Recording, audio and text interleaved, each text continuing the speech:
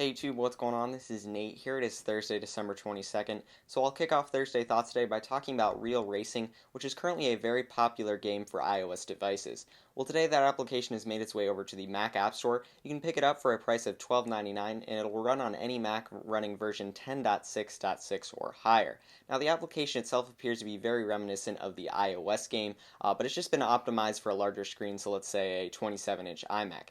But the game itself also allows you to use your iDevice as a controller, very much like you currently can on the Apple TV through Apple's AirPlay technology.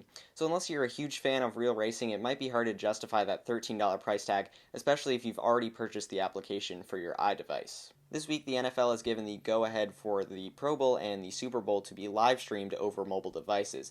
This will be done through their current line of NFL mobile applications for both iOS and Android devices. So personally, I'd rather watch the Super Bowl on a big screen TV, but if you're out and about and you don't have access to one, this will be your best bet. This week, Apple released a very minor update to iOS devices to fix a no SIM card installed issue that some iPhone 4S owners were experiencing.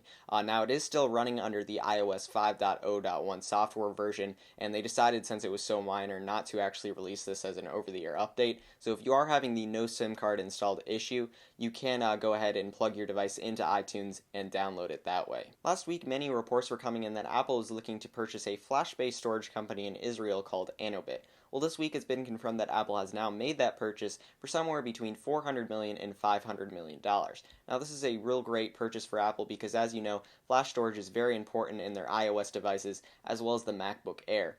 So currently reports are also saying that Apple is now working with this company so that they can further integrate flash storage in their future products. This week, Pod2G, who is currently working on the iOS 5 untethered jailbreak for iOS devices, has announced that he's enlisted the help of the Chronic dev team. They're another dev team who works on exploits and jailbreaks for iOS devices, and Pod2G is beginning to shift his focus over from A4 chip devices over to A5 chip devices, so those are the iPhone 4S and the iPad 2, so hopefully with the help of them they'll be able to get this jailbreak out even faster. This week, two patents from Apple revealed that they are working on a new fuel cell system that may be implemented in future MacBook Air and MacBook Pro products. The fuel cell system would be integrated in the computer so that it could provide power to the computer as well as receive power from a rechargeable battery pack within the MacBook itself. This could allow the MacBook to last for weeks or even possibly months without having to recharge the computer whatsoever. So to wrap up Thursday Thoughts today, we'll talk about a report that surfaced from Forbes that states that Walter Isaacson, the author of Steve Jobs' Biography, may make additions to this book in the future.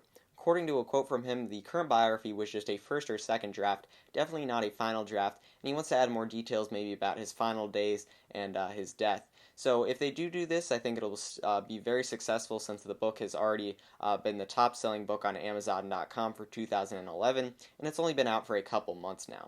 So thanks for taking the time to watch Thursday Thoughts today. I hope you guys all have a Merry Christmas and a Happy New Year.